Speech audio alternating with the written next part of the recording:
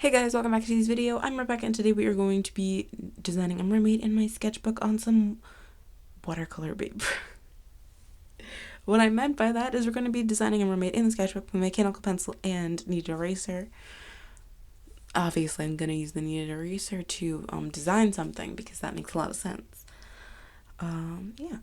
So, I've already tried to record this twice and the original audio got ruined.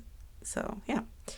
And this is the fish I've decided to base my mermaid design off of, because at first I just drew like a template for like a basic mermaid design, and then I'm planning on going more like exaggerated with it with the help of that fish as like a inspiration for my mermaid. So if you don't know what mermay is, for all you people who are new here, hi, I'm not very smart. And I say some stupid things, and I don't regret any of them. So, if you're someone who likes to tell people that they should regret things that they say, I will not listen. But I do want to hate comment, so please, if you don't like me, I want you to say it in the comment section. I want someone to give me my first hate comment or something along those lines. I'm going to say it every video. I want a hate comment. I feel like that's when you know that someone doesn't like you. That's when you know you made it. I mean, I will never make it because, frankly, I don't have the voice for it. I sound like weird. I don't know how to explain it. It's just not normal. Anyway, we're going to talk about the sketching now. So the first sketch that I did was kind of strange. I don't know how to feel about it. Like, I liked it, but I didn't like it enough for me to continue with it looking like that and like do a finished image with that mermaid.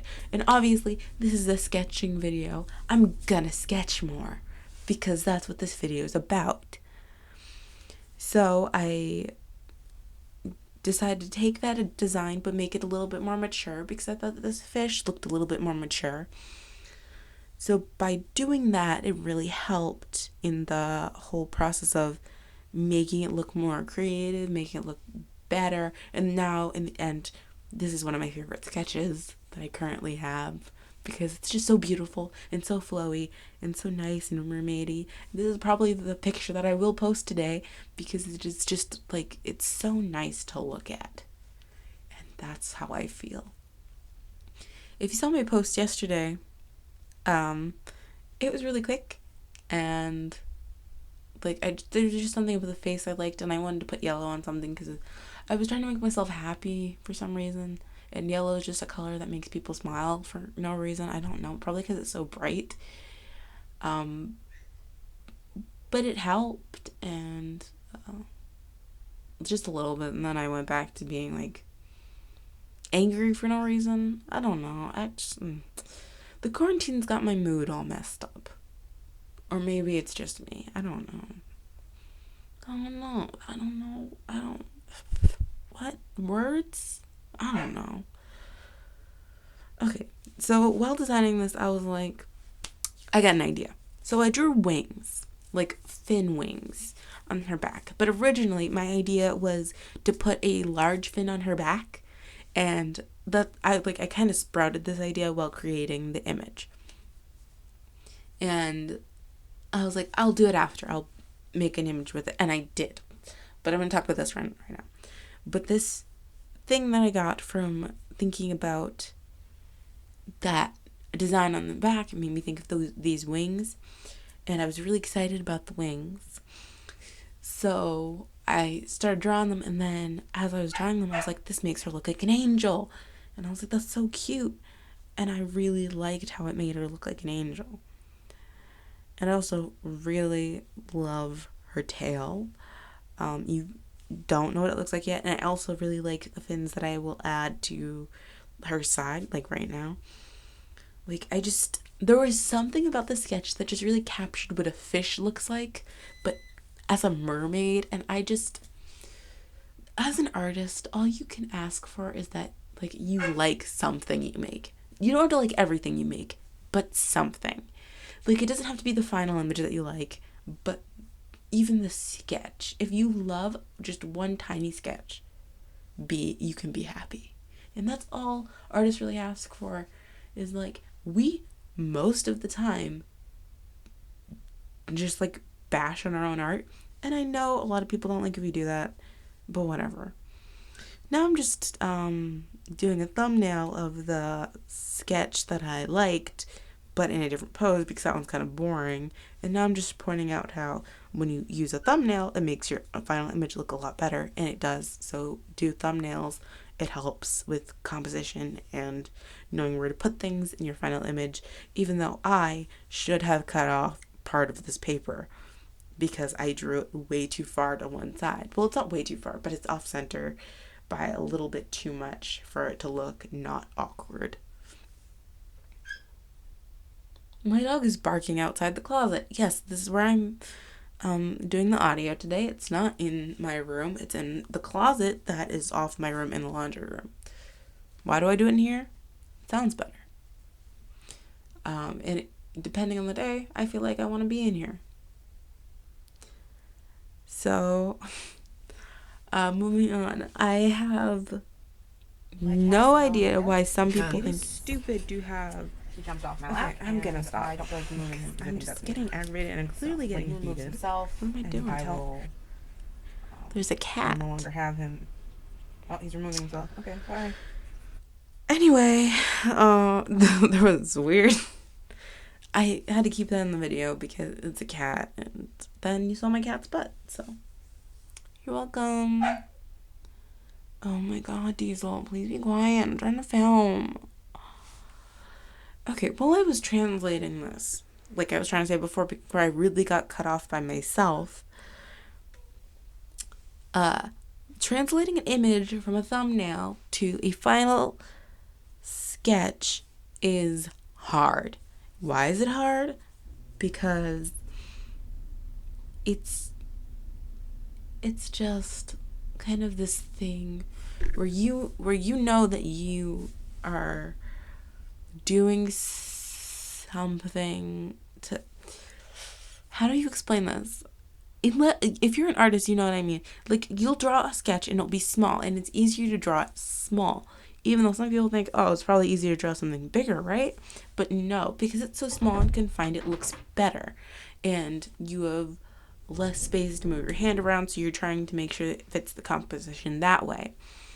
But in, like, artist's mind, it's harder because you are trying to put something so tiny on a bigger scale and add more detail to it.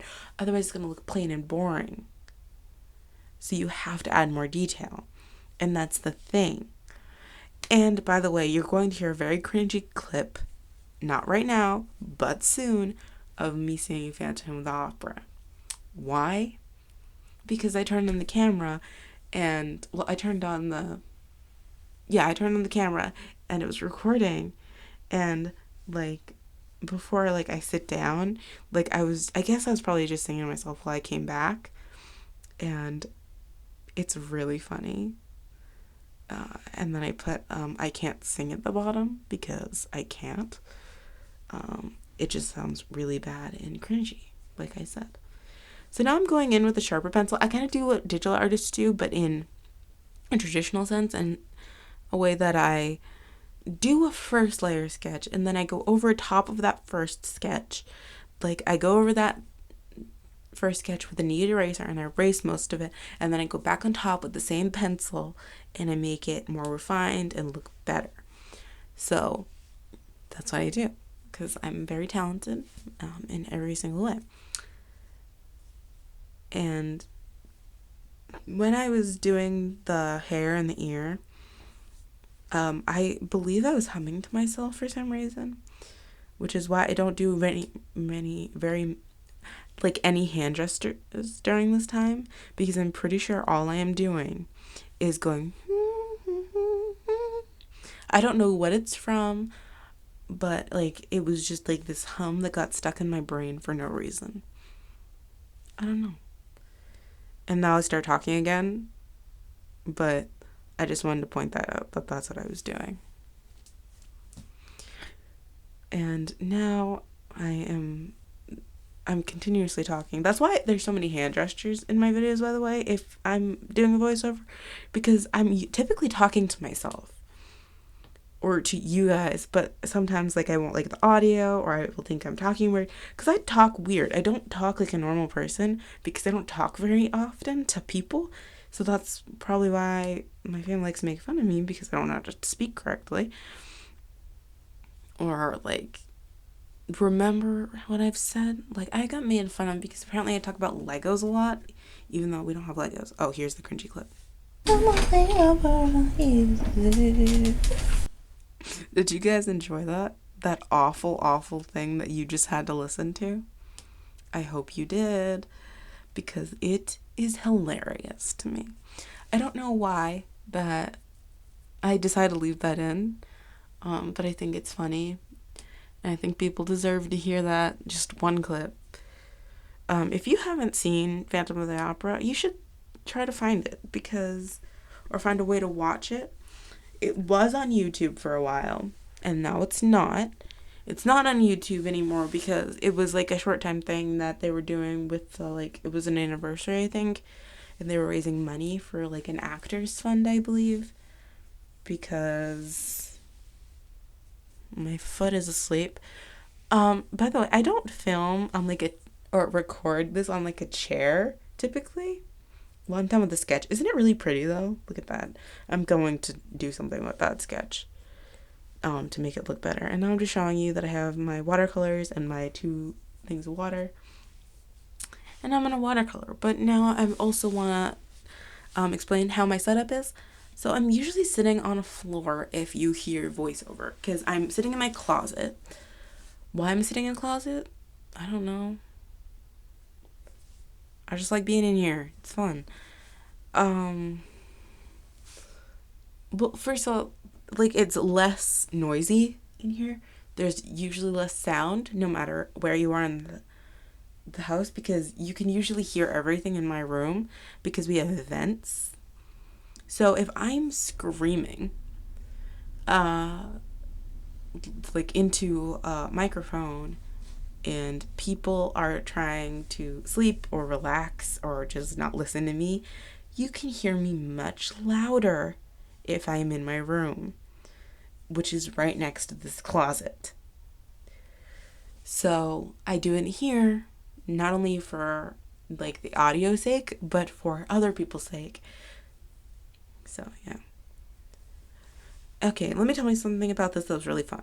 So I use Mozart watercolors. You might not know what that brand is. I don't think they even know what their brand is, but they have really nice watercolors. I really like them. I think they have this really pretty neon blue that I used in this image, and it is just so bright and beautiful by itself that together with other things, it made me so happy.